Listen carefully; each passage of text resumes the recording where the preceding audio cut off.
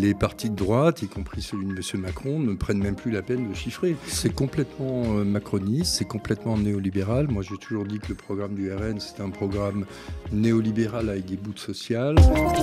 Bonjour tout le monde, bienvenue pour ce nouvel Instant Écho. Vous avez l'habitude de me l'entendre dire, à l'heure où l'on est noyé de discours de part et d'autre, il est temps de se poser, de faire le tri et de décrypter. On vous rappelle avant de commencer que nous sommes tout près de décrocher un canal sur la TNT. Ça va se jouer cet été auprès de l'Arcom et on a besoin de vous. Vous êtes la seule force d'un média libre et indépendant qui n'est détenu ni par l'État ni par un riche actionnaire. Rendez-vous sur tnt.lemediatv.fr pour nous faire un don défiscalisable. Aujourd'hui, dans l'Instant Écho, on s'attaque au Rassemblement national. Le parti d'extrême droite bâtit sa stratégie sur la défense des Français, des classes moyennes et pauvres, contre le macronisme et surtout sur les ennemis qui causeraient tous les problèmes, l'étranger et l'islam. Et si on vous disait que leur programme était finalement tourné vers les riches, que c'était du macronisme remixé avec quand même un supplément xénophobie et danger pour les libertés et droits fondamentaux? On reçoit pour en parler Dany Lang, économiste, membre des économistes atterrés, qui a travaillé sur le programme du parti de Marine Le Pen pour les élections législatives. C'est parti. Bonjour Dany Lang. Bonjour. Alors le RN a été en tête aux européennes, derrière l'abstention, en coude à coude dans les sondages pour les législatives de dimanche. Un électorat aisé, mais aussi un électorat classe moyenne, classe populaire des communes, campagnes ou zones périurbaines. Le vote ouvrier est très partagé entre l'abstention et le vote RN, qui est quand même très massif dans cette catégorie de population. Avant d'entrer dans le détail, est-ce que c'est logique que les classes populaires et ouvrières se tournent vers l'extrême droite ? Dans l'absolu, non, puisque l'extrême droite, historiquement, n'a jamais rien fait pour ces classes populaires. L'explication à ça est liée à la baisse des dépenses, notamment dans les services publics et les collectivités locales. Il y a des travaux très clairs là-dessus d'économistes qui montrent que quand on baisse la dépense d'€1 dans les services aux collectivités locales, le vote aux extrêmes augmente de 3%, et c'est essentiellement un vote qui se porte vers l'extrême droite. Donc c'est lié à ces baisses, et c'est lié aussi au déploiement d'un discours simple. Si vous êtes déclassé, si ça va pas bien, c'est tout simplement parce que les immigrés vous piquent votre argent. Donc c'est un discours simple à comprendre, mais c'est un discours simpliste qui ne correspond pas à la réalité économique. Alors on va entrer un peu dans le programme du RN. Jordan Bardella a pu détailler son programme lundi dernier dans une conférence de presse à laquelle nous n'avons pas été conviés malgré nos nombreuses sollicitations, mais le flou sur les mesures économiques n'a pas été levé pour autant. Côté pouvoir d'achat, le RN en fait son cheval de bataille avec l'immigration, vous venez de le dire. Pour les salaires, Jordan Bardella veut les augmenter jusqu'à 10% par un mécanisme de baisse de cotisation sociale des entreprises. On va regarder. Il y a aujourd'hui des secteurs dans lesquels nos chefs d'entreprise ne trouvent pas de main-d'œuvre. Alors, il y a plusieurs raisons à cela. On sait que, s'agissant de l'hôtellerie, de la restauration, le coût du logement est extrêmement élevé. Il faut évidemment faire des efforts en la matière.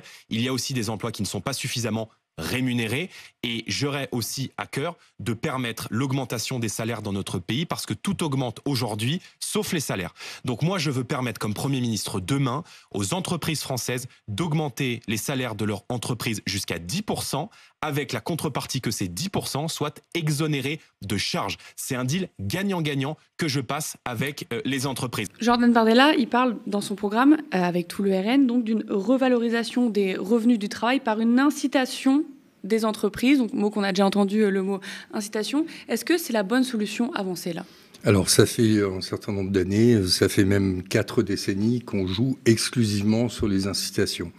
Alors beaucoup d'économistes croient aux incitations, et c'est vrai que dans certains domaines ça peut être intéressant, mais là, finalement, c'est si vous voulez bien augmenter les salaires, je vous permets de le faire.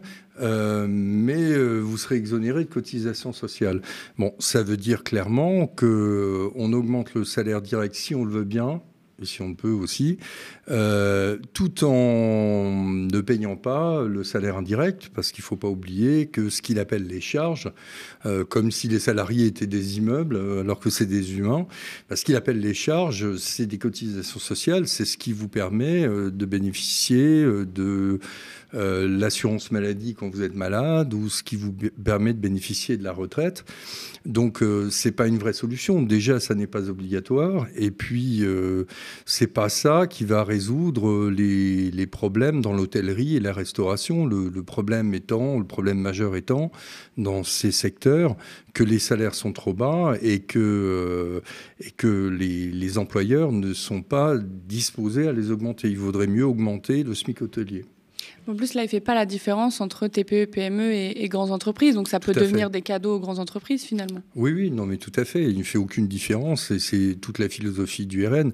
Les mesures ne sont jamais ciblées vers les TPE, les PME, voire les ETI, les entreprises de taille intermédiaire. C'est pour tout le monde. Et donc, ça va encore être un immense cadeau au grand capital. Et pour que les gens comprennent bien, quand on baisse les cotisations patronales, d'un premier abord, on peut avoir une différence plus réduite entre son net et son brut. Mais finalement, on peut le payer dans les dépenses publiques, dans la santé, dans l'éducation, etc. Il y a toujours une contrepartie quand on baisse des impôts quelque part. Non, mais là, on parle de cotisation sociale. C'est différent d'un impôt. C'est un système assurantiel. Et j'aimerais quand même signaler qu'on baisse les cotisations sociales sur les bas salaires depuis la deuxième moitié des années 90 et que les études montrent qu'au mieux, ça a permis de préserver 100 000 emplois. Aujourd'hui, pour un salaire au SMIC, il n'y a quasiment plus de cotisations sociales, il faut bien le dire. Donc, qu'est-ce qui s'est passé? C'est qu'on a transféré le financement de la santé, le financement des retraites de ces personnes vers l'État. Et donc, on a étatisé le système, rompant ainsi à la volonté qui était celle du Conseil national de la résistance de confier ça aux partenaires sociaux, c'est-à-dire au patronat et aux syndicats. Le parti d'extrême droite propose le passage de 20 à 5,5% de la TVA sur les prix de l'énergie pour réduire les prix du gaz, du fioul ou des carburants, une suppression de l'impôt sur les revenus d'activité des médecins et des infirmiers retraités reprenant du service, ou encore la sortie des règles européennes de fixation des prix de l'électricité. Sur la TVA, la séquence a pas mal tourné. Une journaliste demande à Jordan Bardella où va-t-il trouver les fonds pour financer la mesure chiffrée à 7 milliards par le parti. Et après quelques minutes, il a fini par y répondre. Ma baisse de la TVA sur les produits énergétiques, d'ici la fin de l'année, ça coûte 7 milliards. 1,2 milliard sur la niche armateur, 2 milliards sur la baisse de la contribution au budget de l'Union européenne, le rehaussement de la contribution sur les rentes intramarginales, 3 milliards. Et j'ajoute que nous voulons, s'agissant de la mesure d'exonération d'impôt sur le revenu, sur la part des revenus dégagés par le travail pour les soignants qui reprennent leur travail dès l'été. Évidemment, ça coûte zéro, c'est un manque à gagner dans les caisses de l'État, mais le coût est évidemment nul. Donc voilà, enfin... puis si vous voulez, je trouve ça toujours un peu paradoxal de venir nous utiliser le programme de 2022 qui a été fait budgété sur 5 ans dans le cadre d'un pouvoir exécutif total avec l'élection présidentielle, de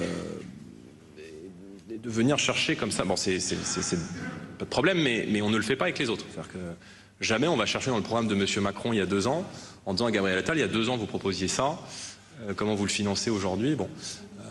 À gauche, c'est pareil, on ne va pas chercher ce que disait M. Mélenchon il y a 2 ans en disant voilà, vous proposez ci, ça a été réajusté. Bon, nous avons un calendrier, nous avons un ajustement, et ne voyez pas comme un renoncement le fait de faire en octobre ce que vous pensez qu'on va faire en juillet. Alors, je le dis tout de suite, on était à la conférence de presse sur le chiffrage du programme du Nouveau Front Populaire, et si les journalistes ont martelé de questions sur les détails des chiffres, au-delà de ça, on voit là dans cet extrait qu'il n'y a pas vraiment de chiffrage. En fait, il ne répond pas vraiment à la question sur comment vous allez financer ça, alors que la question a été posée plusieurs fois. Il dit beaucoup cet extrait, j'ai l'impression. Oui, cet extrait dit beaucoup, mais c'est la philosophie du parti depuis quelques années. Moi, j'ai connu un monde, quand j'étais plus jeune, où la droite reprochait à la gauche de ne pas chiffrer correctement ses programmes, et elle n'avait pas totalement tort. Depuis quelques années, les partis de droite, y compris celui de M. Macron, ne prennent même plus la peine de chiffrer. Et au RN, c'était très clair. C'était clair en 2017, où c'était absolument pas chiffré. Le chiffrage de 2022, c'était un peu de la magie au doigt mouillé. On nous donner 63 milliards de rentrées, 63 milliards de sortie. Enfin, c'est complètement farfelu. Et là, on nous annonce une baisse de la TVA. Alors, il faut dire qu'en soi, baisser la TVA, dans l'absolu, si on bloque les prix, ça n'est pas absurde, puisque les ménages modestes payent beaucoup d'impôts, contrairement parce qu'ils ne payent pas d'impôts sur le revenu des personnes physiques, l'IRPP, mais les ménages modestes payent par ailleurs beaucoup d'impôts via la TVA, via les taxes sur l'essence, etc. Donc, dans l'absolu, ça paraît être une bonne idée. Mais si, par ailleurs, vous ne fixez pas les prix, notamment sur les produits pétroliers, et si vous ne taxez pas les super-profits, ça va servir strictement à rien. Ça va juste servir à alimenter les super-profits des entreprises comme Total qui en ont bien besoin, n'est-ce pas? Donc, encore une fois, on laisse la liberté aux entreprises de faire ce qu'elles veulent, quoi. Oui, mais tout à fait. On a un précédent en France qui a été la baisse de la TVA sur la restauration de M. Sarkozy. Ça pourrait être une mesure intéressante, une fois de plus, si on forçait les entreprises à geler leurs prix pendant quelques temps. Et alors aujourd'hui, on entend d'ailleurs que ces histoires de blocage des prix, ce serait l'URSS, etc. Je voudrais rappeler quand même que les pays qui ont fait ça, c'était pas les pays du bloc soviétique, c'était les pays du bloc capitaliste, comme la France. Pendant très longtemps, ça a été une vieille tradition de bloquer les prix ou de les encadrer pendant très longtemps. Donc là, on a une fois de plus une mesure qui va revenir à faire un cadeau aux entreprises les plus aisées. Et puis, par ailleurs, le chiffrage n'est pas du tout clair. On baisse la contribution de 2 milliards à l'Union européenne, mais l'Union européenne ne va pas dire oui comme ça. Ça veut dire qu'en retour, on aura moins de financement européen aussi. On est peut-être contributeur net, mais on reçoit aussi.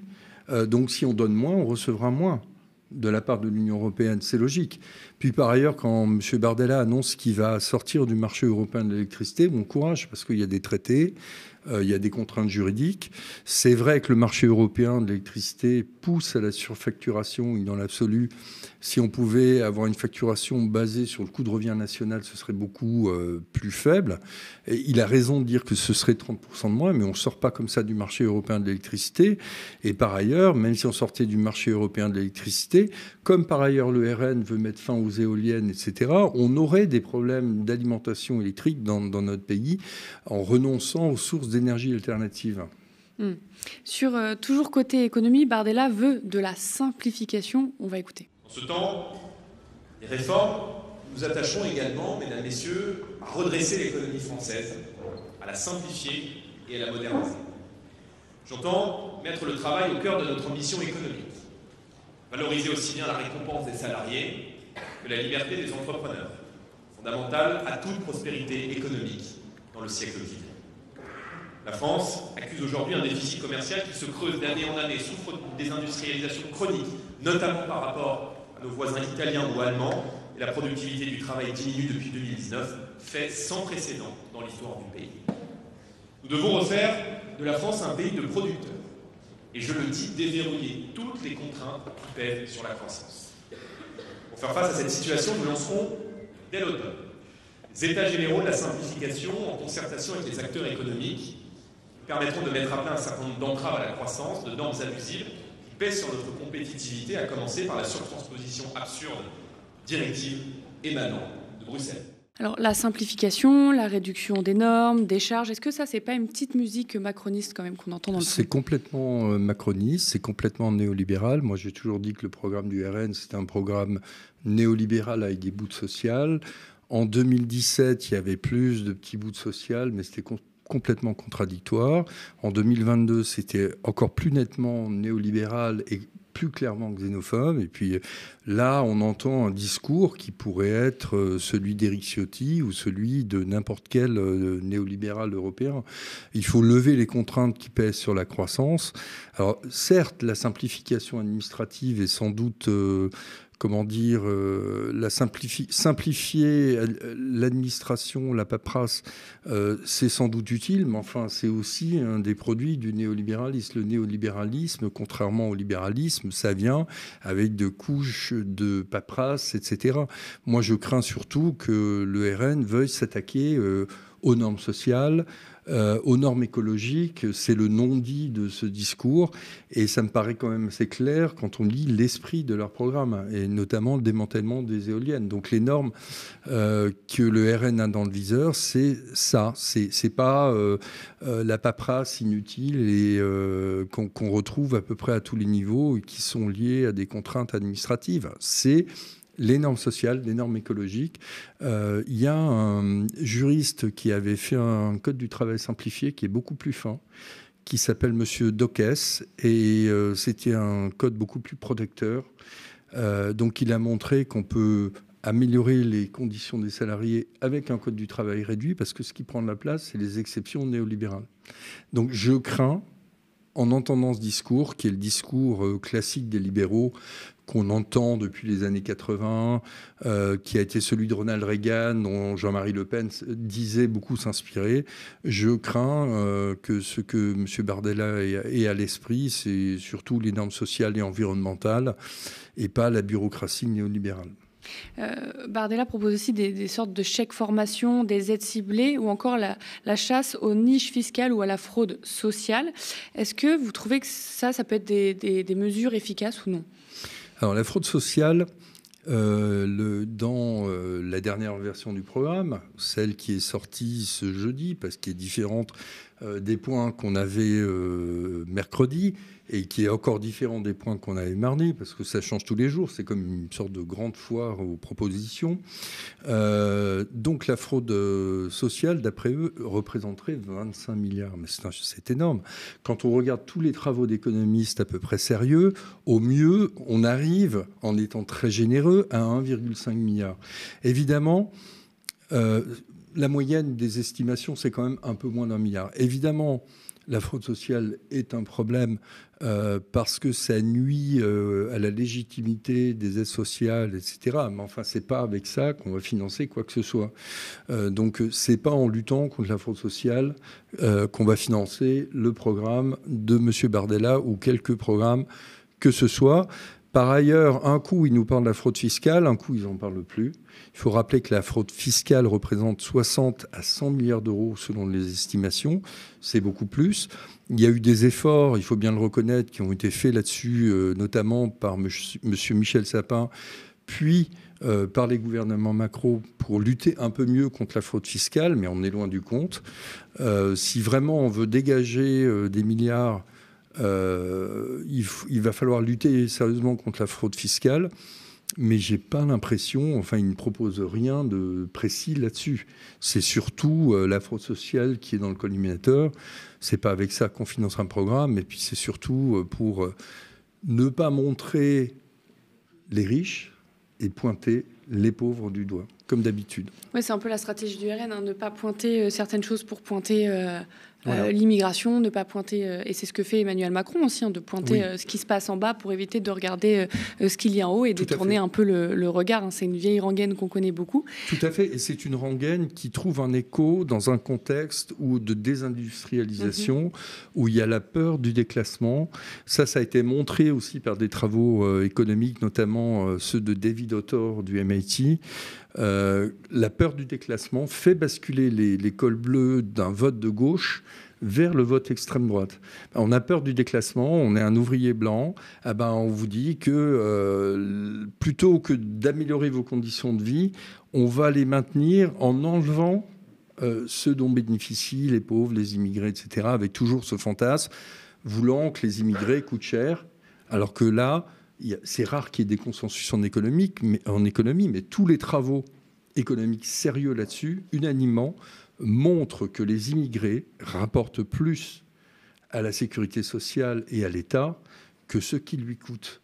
Donc, une fois de plus, tout ça, c'est de l'ordre du fantasme. C'est de l'ordre du fantasme. C'est documenter cette idée pour être populaire, on va taper sur les pauvres.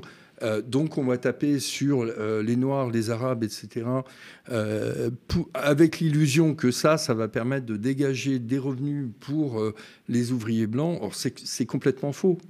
C'est complètement faux. Et d'ailleurs, dans l'extrait que vous avez passé tout à l'heure, M. Bardella parle de réindustrialisation. Moi, ce qui me frappe, c'est que j'ai bien regardé, en matière de réindustrialisation, qu'est-ce qu'il propose ? Rien. Oui, il n'y a pas de hausse de commande publique, il n'y a pas d'investissement, il n'y a rien de concret. Il y a la commande publique réservée aux entreprises françaises, ce qui était le cas avant l'acte unique de 1986. Donc ça ne me choque pas outre mesure, même si ça va être compliqué, une fois de plus, dans le cadre des traités européens actuels, d'appliquer cette mesure. Mais il n'y a pas de volonté de faire ce qu'a fait M. Joe Biden. Si vous voulez réindustrialiser votre pays, il faut mettre les moyens, hein. Il faut mettre les moyens. Moi, je ne vois pas, j'ai pas vu le moindre milliard annoncé en matière de politique industrielle, d'aide à l'industrialisation. Je n'ai pas vu de stratégie prioritaire, des secteurs porteurs, etc. Je n'ai vu rien de ça dans leur programme. Donc, ils nous parlent de réindustrialisation par magie. Les gens vont réindustrialiser parce qu'on leur permet de payer 10% de plus leurs salariés ou parce qu'on permet aux médecins de retraités de revenir sur... Non, il faut être sérieux. Vous dites dans une tribune dans Libération, avec vos collègues et confrères Virginie Monvoisin et Thomas Porcher, qu'on connaît bien ici, tous deux économistes atterrés également comme vous, que le programme du parti de Marine Le Pen relève d'un conservatisme économique quasi archétypal. Oui, tout à fait. C'est un peu tout ce qu'on est en train de dire, ça résume... Oui, tout à fait, parce que souvent on présente le programme du RN dans les médias mainstream.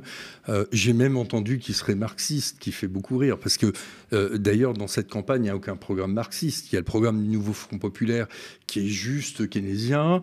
Il y a le programme de Macron qui est néolibéral et qui continue dans cette voie. Puis il y a le programme du RN qui est néolibéral raciste, quoi. Donc, et puis notamment toutes ces mesures, moi je me demande ce qu'elles vont devenir, parce que le coût de l'audit, pourquoi est-ce qu'ils veulent faire ça? On sait très bien auditer les comptes. La Cour des comptes le fait. Alors on peut discuter beaucoup de choses. Moi, je ne suis pas un grand fan des travaux de la Cour des comptes parce que souvent, il y a des hypothèses au doigt mouillé. Enfin, on se rend compte que ce ne sont pas tous de grands économistes. Mais quand même... L'audit, pour expliquer, c'est en fait Jordan Bardella qui a dit « Je veux, avant d'abroger la réforme des retraites, avant de dire quoi que ce soit, c'est pour ça qu'il n'y a pas trop de chiffrage, officiellement, il dit « Je veux faire d'abord un audit des comptes publics et ensuite je vous annoncerai ce que je fais. » C'est ce qu'il a dit. Mais clairement, ça veut dire que je vais faire semblant de vous proposer des choses et une fois que je serai au pouvoir, étant donné que les comptes sont dégradés, je ne vais rien faire de ce que j'ai annoncé en disant que c'est la faute de M. Macron. Il faut quand même se rappeler qu'il y a 3 000 milliards de dettes, qui a des taux d'intérêt sur la dette à 10 ans qui ont grimpé, même si c'est pas encore préoccupant, mais on n'est pas loin du préoccupant.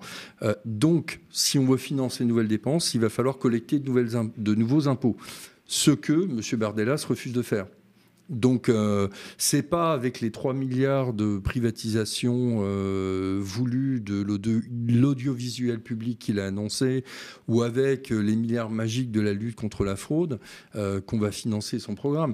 Et en plus, il ose se réclamer du sérieux budgétaire. Alors, le sérieux budgétaire, pour nos auditeurs, ça veut dire qu'on va refaire des coupes dans la dépense publique.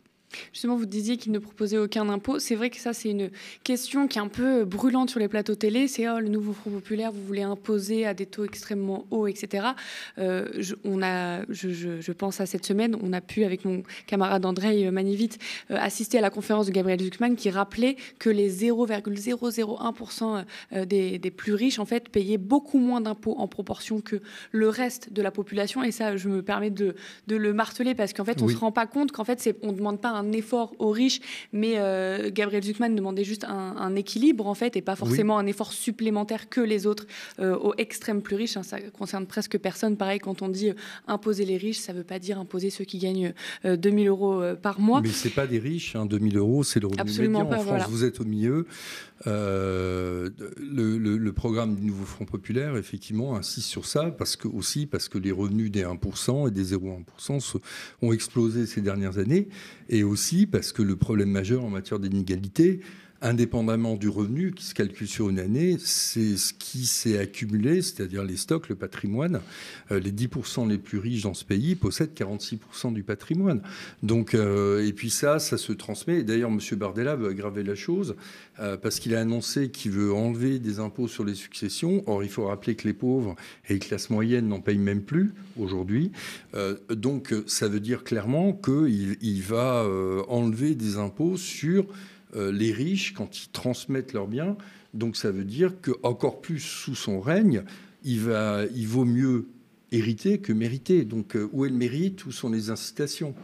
Sur cet aspect-là, des économistes l'ont chiffré, alors pas l'ERN, mais des économistes, en s'appuyant sur le programme de 2022, où il y a quelques mesures qui ont un petit peu changé, mais c'est globalement la même chose. Elvire Guillot et Rolf Sampognaro ont calculé les conséquences du programme du RN sur le niveau de vie des Français. C'est ce qu'on lit dans Alternative économique. Et le résultat, c'est un enrichissement des 10% les plus riches au détriment des 30% les plus pauvres. C'est ce que vous avez décrypté aussi. Le programme du RN propose des cadeaux fiscaux aux plus riches et aux grandes entreprises. Oui, et notamment, il y a une mesure dont on n'a pas parlé, la possibilité à la Sarkozy de transmettre certaines sommes sans être imposées à ses petits-enfants. Alors qu'aujourd'hui, on a un système de transmission et d'héritage qui n'est pas assez progressif. Ils veulent encore aggraver les choses. Et effectivement, cette étude qui a été faite par 2 économistes néoclassiques, donc, sont plutôt libéraux dans l'esprit, montre clairement que les 10% les plus riches vont encore s'enrichir, comme ça a été le cas aux États-Unis sous M. Trump d'ailleurs.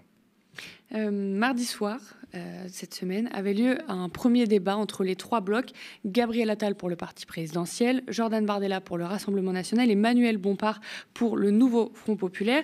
Et quand Manuel Bompard a dit à Jordan Bardella, lui a rétorqué ces chiffres là dont on vient de parler et un programme en faveur des plus riches, Jordan Bardella lui a répondu non, je propose un impôt sur la fortune financière. Donc on va revenir sur cette proposition du parti de Le Pen. Le RN ne rétablira pas l'impôt sur la fortune supprimé par Emmanuel Macron en 2018, ça avait fait pas mal de bruit. Le parti d'extrême droite veut, quant à lui, transformer l'impôt sur la fortune immobilière en impôt sur la fortune financière. J'explique. En fait, on ne va plus cibler le patrimoine immobilier, donc on n'impose plus la résidence principale et les actifs professionnels, mais on va plutôt cibler les actifs financiers.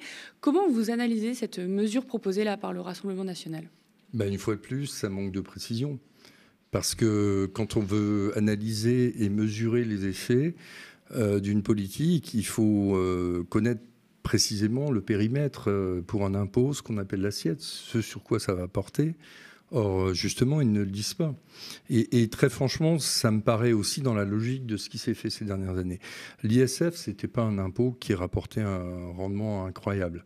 Très franchement, l'ISF, c'est plus un symbole politique. Le retour de l'ISF, ça voudrait dire, bon, maintenant, ça suffit, vous êtes extrêmement riche, vous devez aussi contribuer à la nation, etc. Et à chaque fois, l'excuse, c'était, oui, mais il y en a qui ont hérité de maisons sur l'île de Ré, etc.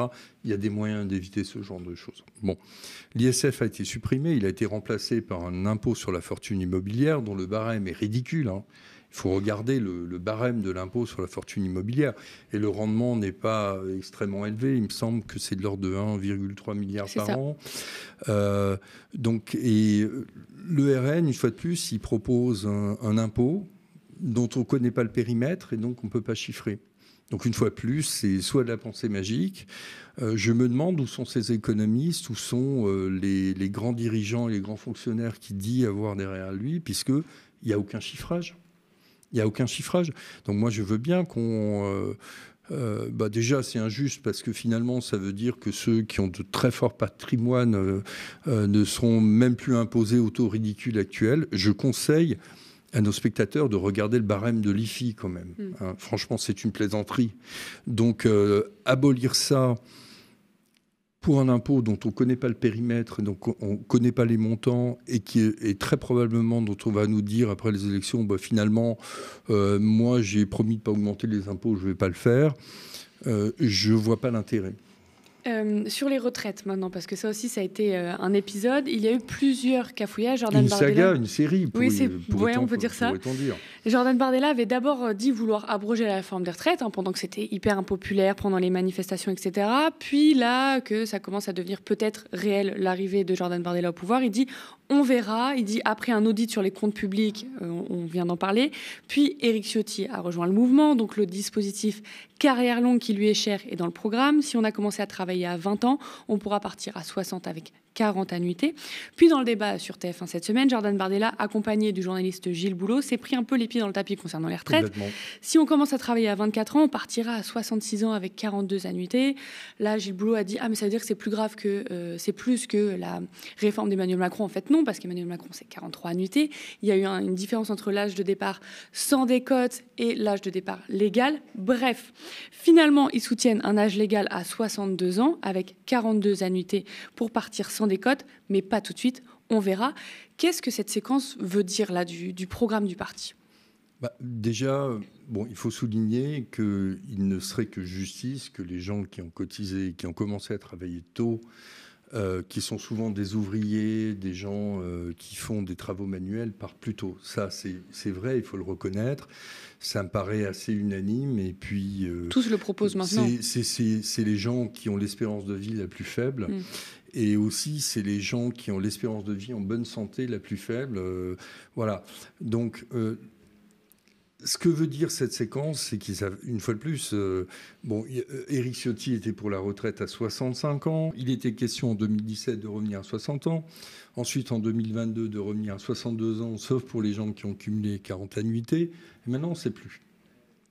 On ne sait plus. Ça veut dire tout simplement que... ils risquent de ne rien faire puisqu'ils vont faire un audit et qu'ils ne mettent pas de financement en face. Quand on veut revenir à 62 ans, puis à 60 ans, il faut mettre un financement en face. Et c'est plusieurs milliards, c'est de l'ordre de 30-35 milliards de revenir à 60 ans. Donc, où est-ce qu'ils vont trouver ces 35 milliards ? Sans doute par l'esprit du Saint-Esprit. Et là, évidemment, on parle que d'économie. Enfin, on parle de tout, mais on est surtout centré sur l'économie aujourd'hui. Est-ce que c'est un peu en ça que vous dites que le cœur de son électorat populaire sera une des victimes de son programme ? Bien sûr, puisque, une fois de plus, vous l'avez souligné tout à l'heure, il y a plusieurs travaux très sérieux qui ont montré que cette politique va profiter aux riches et va taper sur les plus pauvres, avec toujours cette illusion, oui, mais nous, on va aller mieux, etc., parce qu'on va taper sur les pauvres. Non, ça ne fonctionne pas comme ça. Le parti mise surtout son discours sur l'immigration, contre l'immigration, en avançant la priorité pour les Français. Il y a plusieurs mesures dans le programme qui disent priorité pour les Français.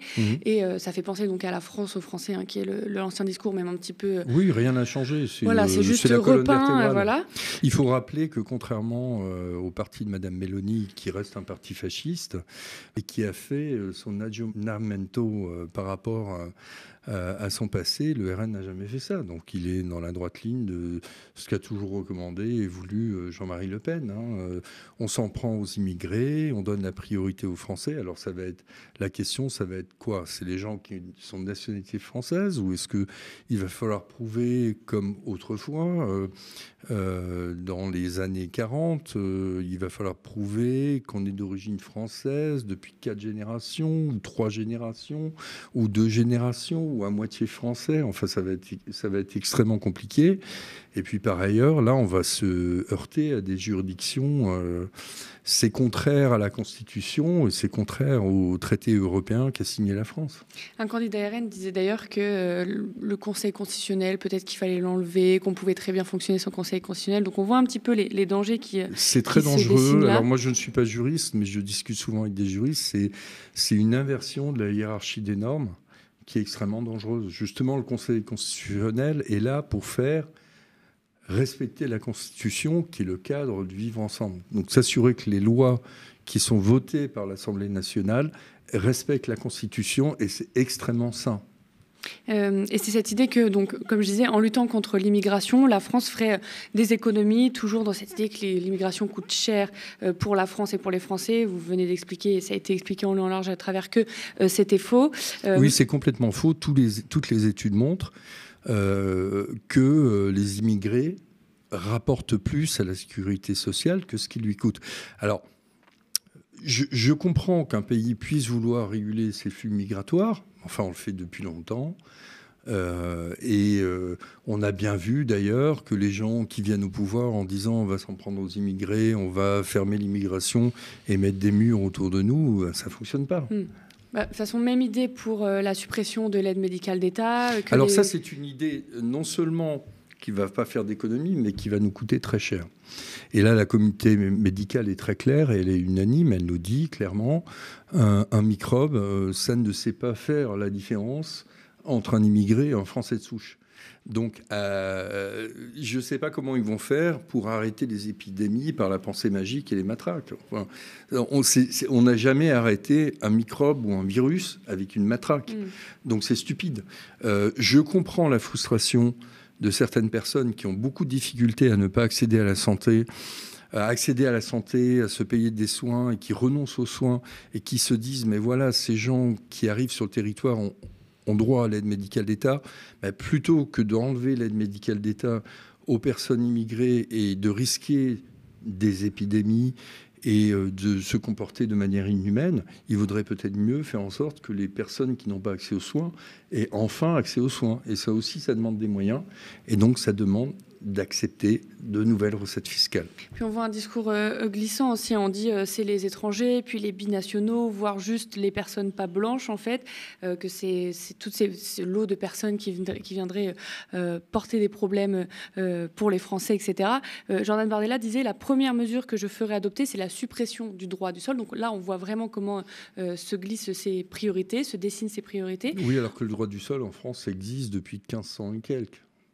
Donc on voit quand même la rupture avec l'histoire non seulement de la Révolution française que l'extrême droite a toujours rejetée, mais aussi toute l'histoire de France, même avant la Révolution française. Ce serait une rupture majeure pour notre pays. Et pour expliquer, on dit que c'est infondé économiquement, mais c'est vrai que là, aujourd'hui, on parle d'économie, mais même sur un aspect humain, c'est des pentes qui sont très dangereuses. Oui, c'est extrêmement dangereux. C'est une fois de plus la différence majeure avec le programme macroniste, c'est la même inspiration néolibérale, on est dans le même paradigme, mais la différence majeure avec le macronisme, c'est ce côté raciste assumé. Même si M. Macron a souvent des propos inquiétants de ce point de vue-là, il a parlé récemment de propagande immigrationniste. Le RN a toujours été très clair là-dessus. Et même si M. Bardella est propre sur lui, ça transpire de partout au sein de son parti. Il ne faut pas oublier que derrière, il y a les gens du GUD, le groupe universitaire, non, c'est groupe Union Défense. Pardon, ça. Le groupe Union Défense, Monsieur Chatillon, Monsieur Lousteau sont toujours là. C'est des gens qui sont des identitaires purs et durs. Un autre sujet, le RN se place très souvent en défenseur des agriculteurs depuis des années. On les a beaucoup entendus pendant la crise agricole du début d'année. Sur cette question, la force d'extrême droite veut développer les circuits courts et lutter contre la concurrence déloyale. Jordan Bardella a également évoqué une pause réglementaire sur la réduction des produits phytosanitaires, dont le glyphosate, ou encore une exonération des droits de succession, par exemple, donc pour les agriculteurs.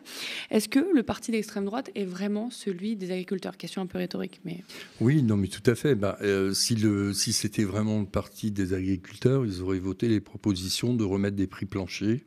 On a eu des prix planchers dans le cadre de la PAC jusque dans les années 90, et puis ça permettait aux agriculteurs de se projeter sur 5 ans. Maintenant, ce que propose le RN, c'est ni plus ni moins que de permettre de mettre encore plus de pesticides, encore plus de saloperies dans l'alimentation. Donc les circuits courts, c'est bien. Moi, je défendrai toujours les circuits courts. Mais si c'est pour avoir des circuits courts pleins de pesticides, ça sert à rien. Effectivement, il faut favoriser les circuits courts, et en ça, je suis d'accord avec eux. Il n'y a pas grand-chose dans le programme que je trouve intéressant. Mais ça, c'est intéressant. Mais si c'est pour faire des produits pleins de pesticides et de mauvaise qualité, ce n'est pas la peine. Donc, ce n'est pas ça. Ce que demandent les agriculteurs depuis des mois et des mois, c'est de pouvoir vivre de leur travail. Et ça, c'est commun aussi bien aux gens de la Confédération paysanne qu'aux gens de la FNSEA. Donc, comment on peut faire ça ? Comment on fait qu'ils arrêtent de vivre de subventions européennes ? Tout simplement en permettant d'avoir des prix planchers, parce que les prix de vente des agriculteurs n'ont cessé de chuter. Et pourtant, au supermarché, vous payez vos fruits et légumes de plus en plus cher. Donc, c'est la grande distribution qui a profité de cette situation. Donc, le fait de mettre des prix planchers, ça permettrait de résoudre ça. Il faut rappeler que le RN a toujours, aussi bien au Parlement européen qu'au Parlement français, voté contre l'idée même de prix plancher. C'est pour tout ça que vous concluez avec cette phrase non chiffrée, fluctuant de jour en jour, combinant néolibéralisme et racisme d'État assumé. Le programme du RN doit être combattu pour des raisons morales, mais aussi économiques et sociales. Je rappelle, évidemment, l'orientation raciste et xénophobe du programme, et il y a aussi des orientations, pas forcément du programme, mais soit des personnes, soit des milices, soit des idées instaurées, de mesures ou d'idées complètement homophobes, misogynes, LGBT-phobes, même pour les personnes transgenres, etc. Donc c'est en ça aussi, c'est toutes ces idées-là que vous concluez par cette phrase-là. Oui, en tant que citoyen, moi j'ai toujours combattu les idées d'extrême droite, mais mon expertise, c'est une expertise en économie. Donc ce qu'on essaye de faire avec les atterrés, c'est de décrypter le programme économique, d'essayer de voir comment on peut le chiffrer, mais c'est très difficile, une fois de plus, avec des mesures qui fluctuent de jour en jour. Et puis surtout, ce très inquiétant retour du soi-disant sérieux budgétaire qui veut dire qu'on va nous faire de l'austérité. Moi, au sérieux budgétaire, je préfère le sérieux économique, c'est-à-dire être capable de chiffrer les mesures et être capable, face aux dépenses, de mettre des recettes. Je vous remercie beaucoup, Dany Lang, dont je rappelle, vous êtes économiste atterré. Merci beaucoup d'être venu dans cet épisode de l'Instant Éco. Avec grand plaisir, merci de votre invitation. Et merci à vous, chez vous, de nous avoir suivis. J'attrape une dernière fois votre attention avant de se quitter. La situation politique est inédite, urgente. 2 directs par jour du terrain, du reportage, mais aussi de l'enquête. Le média, c'est 25 travailleurs et travailleuses qui produisent de l'information au quotidien. Et ça y est, nous nous rapprochons grandement de la TNT. Vous le savez, nous avons déposé en mai dernier notre dossier auprès de l'Arcom pour diffuser sur l'un des 15 canaux TNT remis en jeu pour 2025. Et notre dossier est suffisamment sérieux pour passer au second tour des sélections. Le média fait partie des 25 candidatures retenues pour être auditionnées cet été pour 15 fréquences en jeu. Tout est possible, c'est historique. Jamais un média indépendant et populaire qui n'est détenu ni par l'État ni par un riche actionnaire n'a été aussi près d'arracher un canal aux milliardaires. Notre petite équipe n'attend plus que le feu vert de l'Arcom et votre soutien, celui de milliers de citoyens. Sans vous, nous ne pouvons pas imposer un rapport de force. Tout est entre vos mains. Pour faire un don défiscalisable et permettre aux médias de révolutionner le petit écran, ça se passe sur tnt.lemediatv.fr.